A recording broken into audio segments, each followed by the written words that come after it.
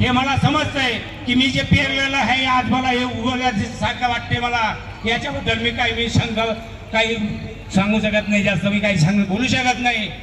आणि आज मला गावातून मी या मांडे गावामधून उपासिकेचं तर खरोखर मला 100% सहकार्य आहे। मला जर गावामध्ये प्रवेश करायचा असेल तर माझ्या तोंडून मुखातून आई शब्द येतो, आई मला देते।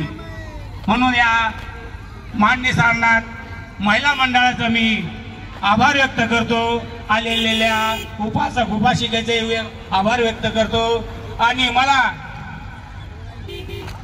या कार्यक्रमासाठी जे कोणी मला सहकार्य केलं आहे, जर खरोखर जर सहकार्य केले असेल तर माझे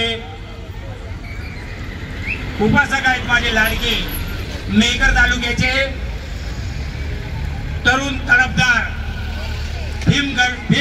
भीमाची ताकद दाखवणारे, भीमाचे विचारण चालणारे गजानन सरपंच श्रीमती बुद्धविहार गौंडा तालुका मेहकर, इथं त्याचं वास्तव आहे आणि त्यांचं इथं आगमन बी झालेलं आहे।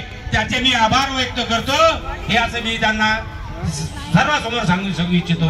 आणि आता काही बोलता बोलता मी भानातून जर समजा तुमचंही मला खरोखर सहकार्य भेटलं आणि मला आज फुलढाण्याहून जे आम्ही दीपाली ताईचं माघारी ताईचं मी भंतेजींना त्यांच्या हातून वर्धन दिलं असेल तर खरोखर त्या आईचंही मला सहकार्य भेटलं।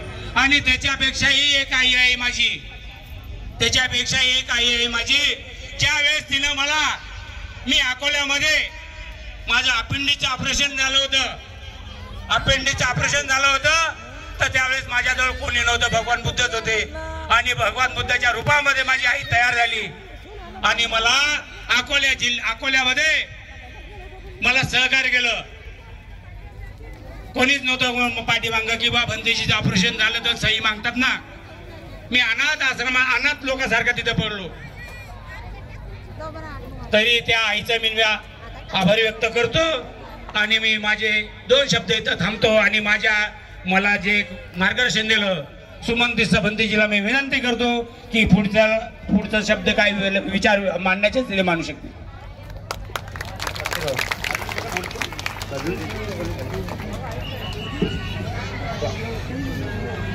अमरज्योती धुळवून आलेले अमरज्योती खानदेशचे भंतेजी, हे आम्ही त्यांना याचना करतो की 2 शब्द त्यांनी 5 मिनिटाच्या आत